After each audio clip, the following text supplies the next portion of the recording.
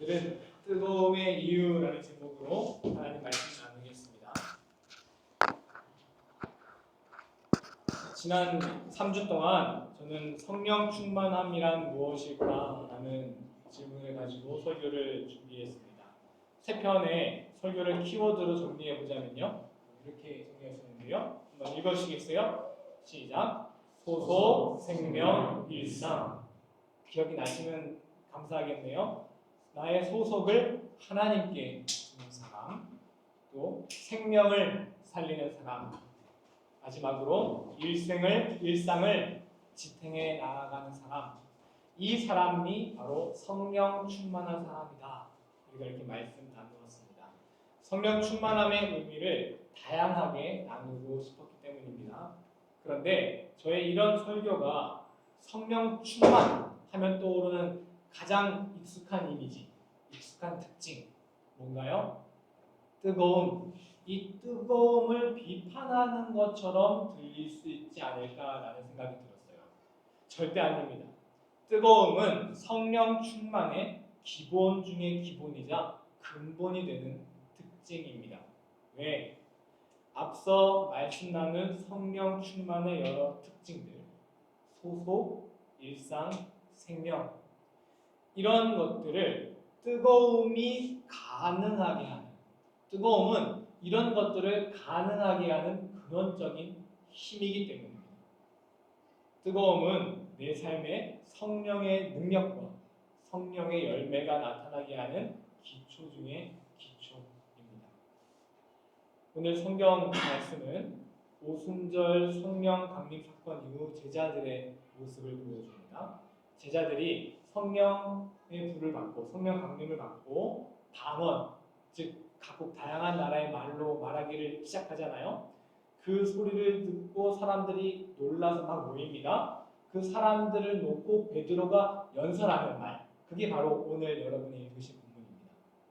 여기서 주목하고 싶은 건 제자들에게 놀라운 변화가 일어났다는 것입니다. 세 가지인데요. 첫 번째, 제자들이 담대해졌습니다. 용기가 생겼습니다.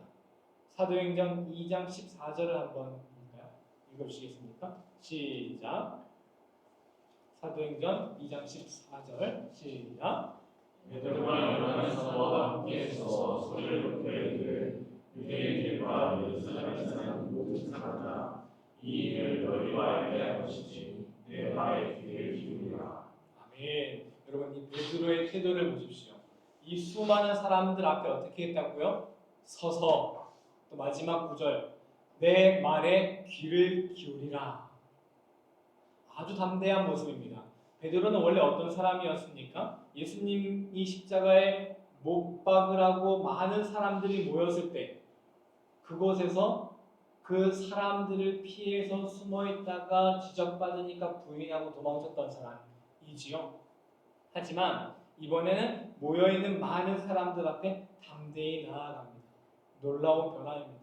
여러분, 용기가 생기는 것은 참 어려운 일이죠.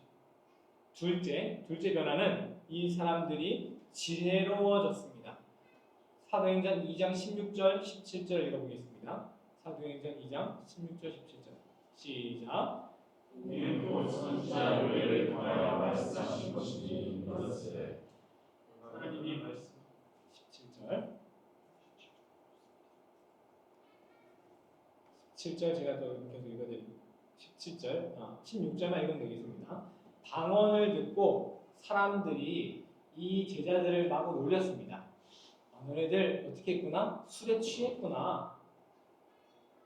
그런데 제자들은 이 현상을 설명해야 했어요. 성령을 받고 방언을 말하니까 이 현상이 무엇인지 사람들이 너네 술 취했지 하고 놀리니까 설명해야 됐어요. 이때 베드로가 이렇게 말하는 거예요. 아직 우리가 술에 취한 거 아닙니다. 우리가 이렇게 방언을 말하는 것은 성령 충만함입니다. 라고 하면서 구약의 요엘서를 딱 인용합니다. 여러분, 웬만큼 성경을 잘 알지 않고서 요엘서 인용하기 쉽지 않거든요. 성경에 그 한 장에는 쬐끄만 건데 그거를 인용할 만큼 베드로가 분별력과 통찰력이 생겼다는 겁니다. 아니 지금 성령이 갑자기 닥쳐가지고 자기도 모르게 입에서 막 방언을 하기 시작했어요. 자신도 막 당황할 법한데 이 상황에서 매우 침착하게 지혜롭게 자신들에게 벌어진 일이 무엇인지 설명하고 있는 것이죠. 이렇게 지혜롭게 되는 변화가 생겼습니다. 마지막 세 번째, 이것이 사실 가장 놀라운 변화인데요. 제자들이 하나가 되었습니다. 다시 한번 14절 한번 띄워주시겠어요? 14절. 우리 앞부분만 한번 읽어보겠습니다. 시작. 베드로가 열한 사도와 함께 서서, 여기서 함께라는 표현에 주목해 주십시오. 자, 베드로가 성령 강림에 대해서 대표로 막 설명하고 있었어요. 근데 여러분, 이전의 제자들 같았으면 어땠을까요? 이전의 제자들 같았으면. 여러분, 제자들이 예수님께 막 청탁했던 거 기억나세요? 제가 얘보다 더 높은 자리 좀 주시면 안 될까요? 아마 이전의 제자들 같았으면 아유, 저 베드로 저거 또 높은 자리 얻으려고 나대네 이러면서 서로 시기 질투하고 함께 하지 못했을 거예요. 하지만 이번에는 베드로가 주인공이 되더라도 모든 제자들이 시기하고 질투하지 않고 함께 베드로 옆에 서 주었습니다. 여러분, 용기가 필요한 자리였잖아요. 이 용기가 필요한 자리에 함께 서주는 것 얼마나 힘들고 어려운 일입니까? 이렇게 제자들은 하나가 될 만큼 성장하고 변화되었다는 것입니다. 교회가 무너지는 가장 큰 이유가 무엇입니까? 결국 분열이잖아요. 하나가 되지 못하기 때문이잖아요. 그걸 아는데도 우리는 여전히 분열합니다. 하나가 되는 것이 그만큼 어려운 일이라는 것이지요. 이렇게 무지하고 겁이 많고 이기적이었던 제자들이 지혜롭고 용기 있고 하나가 되도록 변화되었습니다. 도대체 어떻게 변화가 되었던 걸까요? 우리는 이걸 궁금해해야 돼요. 제자들이 어떻게 변화할 수 있었던 걸까? 그 답은 따라해 주시겠습니까? 뜨거움. 옆 사람에게 축복해 주십시다. 당신은 뜨거운 사람입니다. 3절 사도행전 2장 3절 한번 보겠습니다. 시작. 마치 불의 혀처럼 달라진 것들이 그들에게 보여 각 사람 위에 하나씩 임하여 있더니 성령이 제자들에게 처음으로 임할 때 어떤 형태로 임했습니까? 불의 형태로 임했습니다. 불인 거예요. 뜨거움인 것이죠. 뜨거움은 바로 우리를 변화시키는 압도적인 힘을 의미합니다. 여러분, 수련회 가서 막 뜨겁게 기도한 다음에 성령 충만해져 가지고 막 뜨거워졌던 적 혹시 있으신가요? 여러분 삶에 어떤 게 많이 변화했었습니까? 이렇게 수련회 가서 성령 충만함을 받으면 삶이 확확 변하잖아요. 저도 수련회 이제 중학교 때 수련회 갔다 와가지고 중3 때 딱 오니까 와, 이거 게임 금방 끊을 수 있을 것 같은 거예요. 스타크래프트 이거. 금방 그냥 그동안은 이거 계속 어머니가 너 공부해라 해도 끊지 못하고 계속했는데 한 번은 확 끊어버리는 것이죠.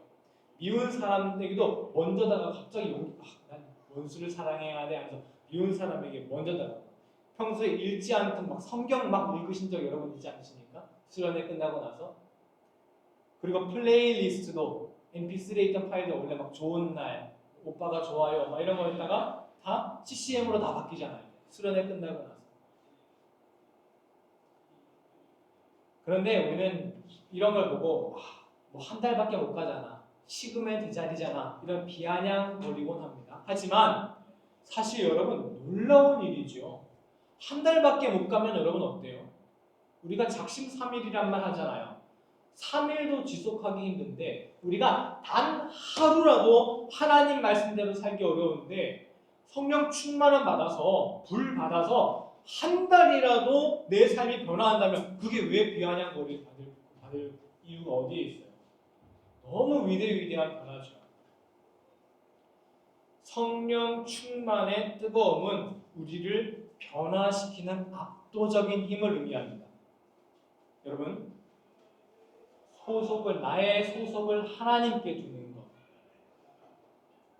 또 생명을 살리는 사람이 되는 것. 돈, 어떤 권력, 지위 이런 것보다 생명을 소중하게 생각하고 죽어가는 사람들에게 삶의 용기가 되어주는 그런 사람이 되는 것. 마지막으로 일상을 어떤 나의 유혹을 이겨내고 삶의 작은 부분까지 성령님의 인도하심을 받으면서 일상을 유지해 나가는 것.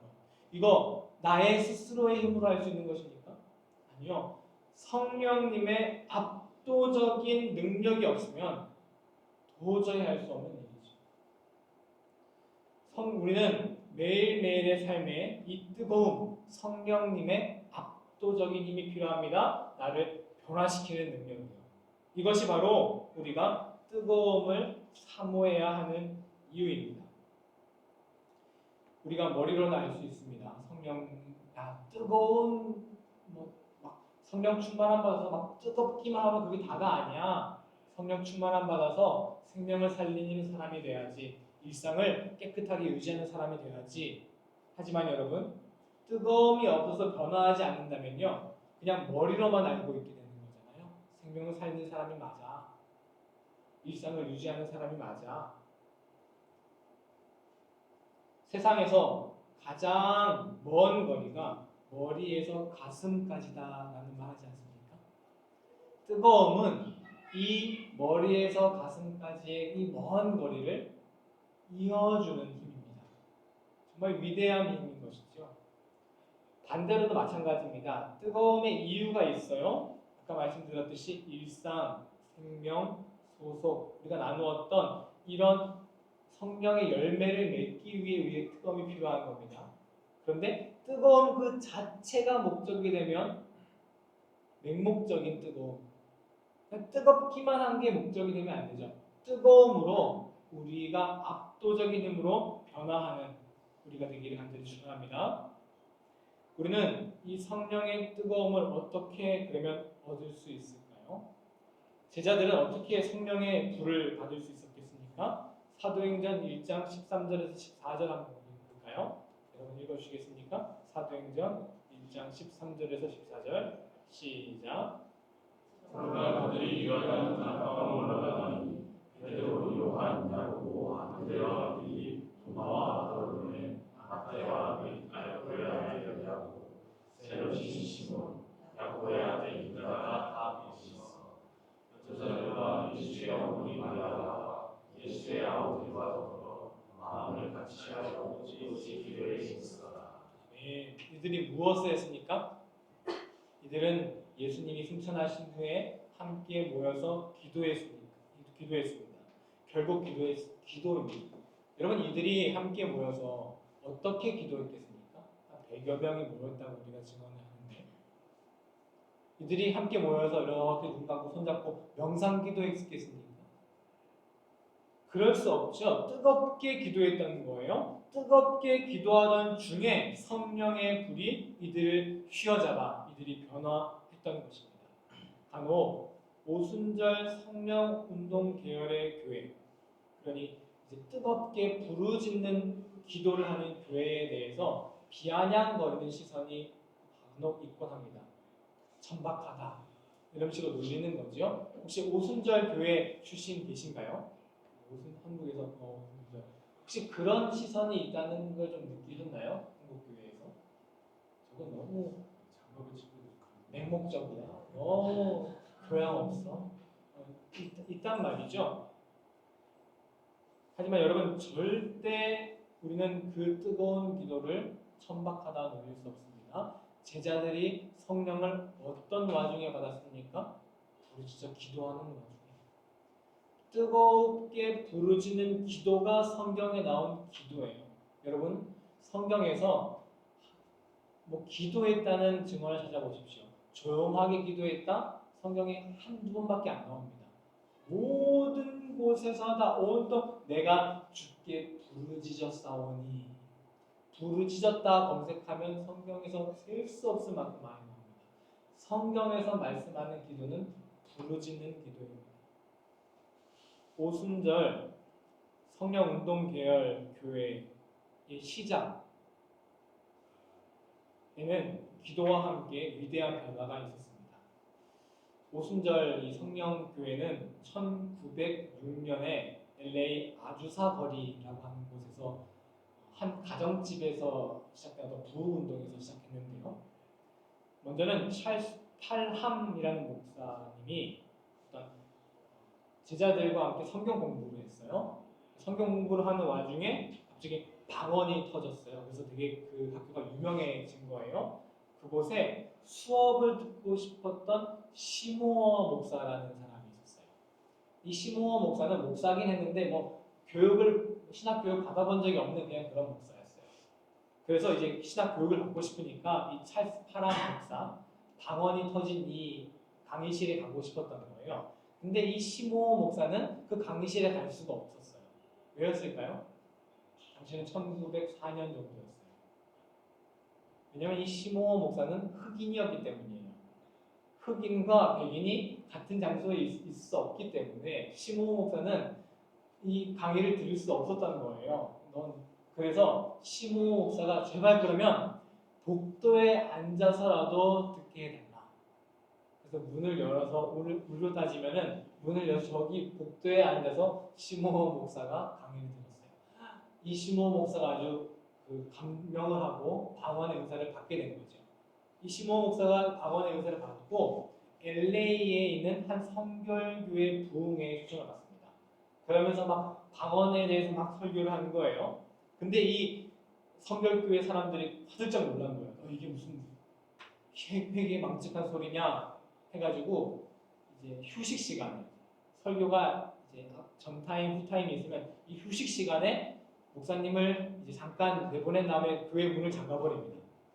그래서 시모 목사님이 강사인데 못 들어가요. 그래서 그 불쌍히 여긴 한 성도가 자기 집에 이제 초대를 해가지고 시모 목사님을 이제 묵게 하는데 그곳에서 함께 성경 보고 기도하다가 완전히 뒤집어지는 역사가 일어난 거예요. 그 가정에서 방언의 역사가 터진 거예요. 그것이 바로 이 아주사 대부흥 운동이고 그 가정집에서 나타난 부흥 운동이 오순절 교회의 시작입니다. 그런데 여기에서 그냥 이 뜨거움으로만 그쳤냐? 이 뜨거움으로만 그치는 것이 아니라 성령 임재를 통한 뜨거운 기도를 통해 어떤 변화가 일어나냐? 세계에서 가장 힘들었던 변화. 어떤 변화? 흑인과 백인이 함께하는 차별이 허물어지는 이런 변화가 일어납니다. 그래서 이때 이 아주사 거리 목사들 모임을 이렇게 보면은 흑인 분들이 다 중앙에 이렇게 앉아 있고 백인 분들이 뒤에서 조수처럼 이렇게 서 있어요. 1900년도 초반에 이건 상상도 할 수 없었던 일이 성령의 뜨거움으로 일어난 것이죠. 내 인생에 불가능할 것 같은 변화가 필요하십니까? 성령의 뜨거움이 정답입니다. 성령의 뜨거움을 받아 내 삶에 변화를 이루시는 여러분 되시기를 간절히 축원합니다.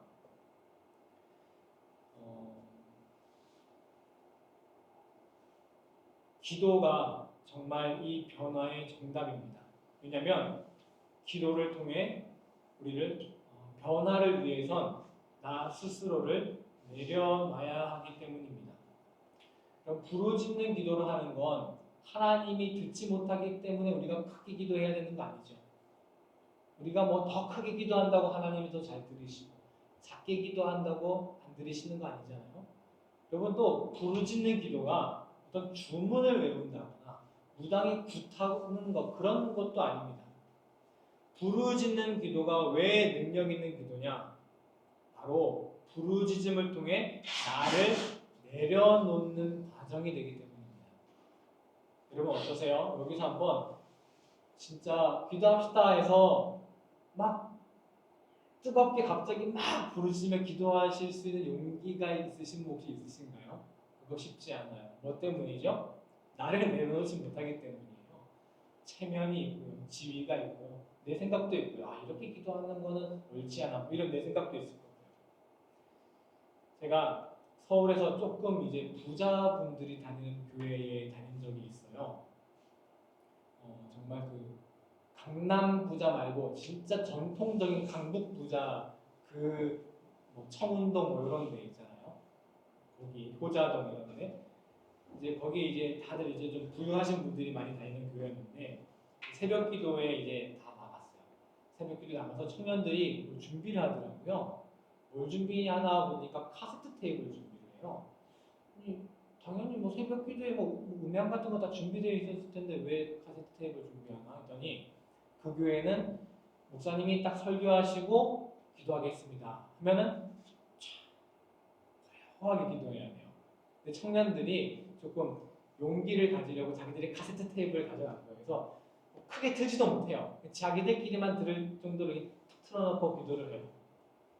그때 제가 21살 아주 겁없는 신학생이어가지고 뭐 아니 기도해야지 이러면 제가 겁없이 거기서 막 기도를 막 세게 했어요.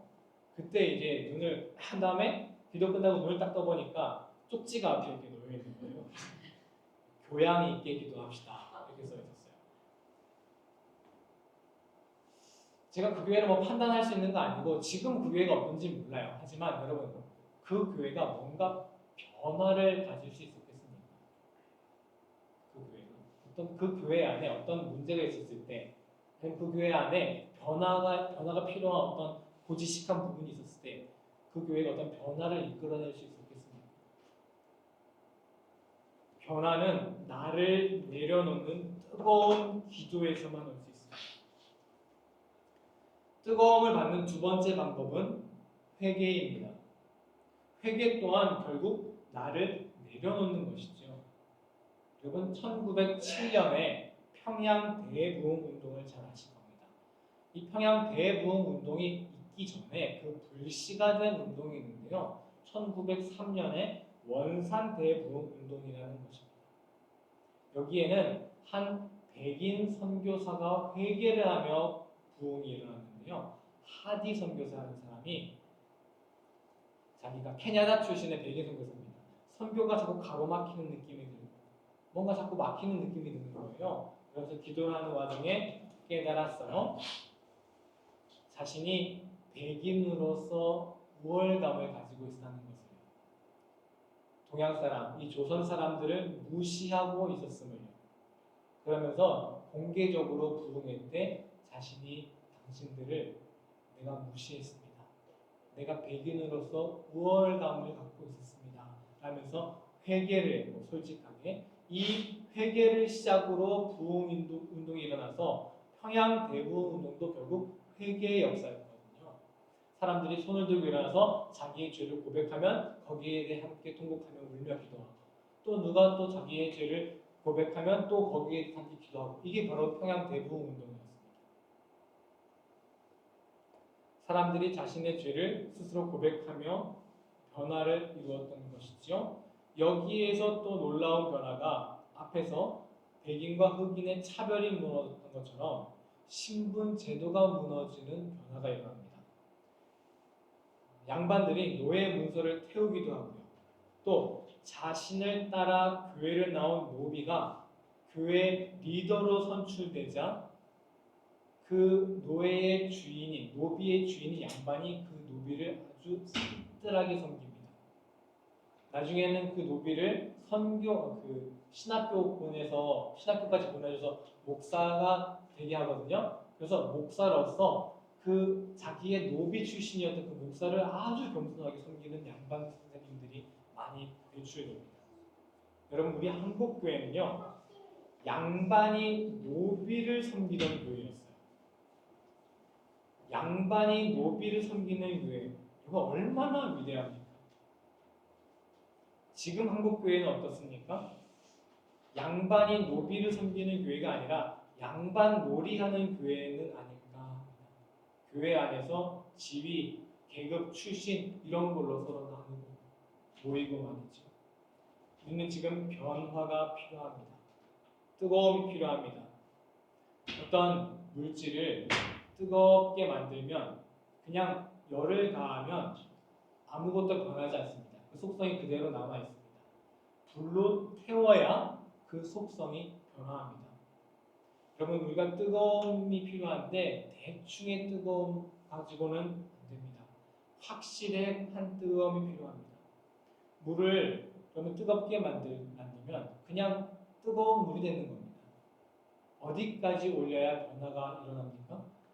확실하게 100도까지 올려야 어떤 그 물에서 변화가 나타나게 되는 것이죠.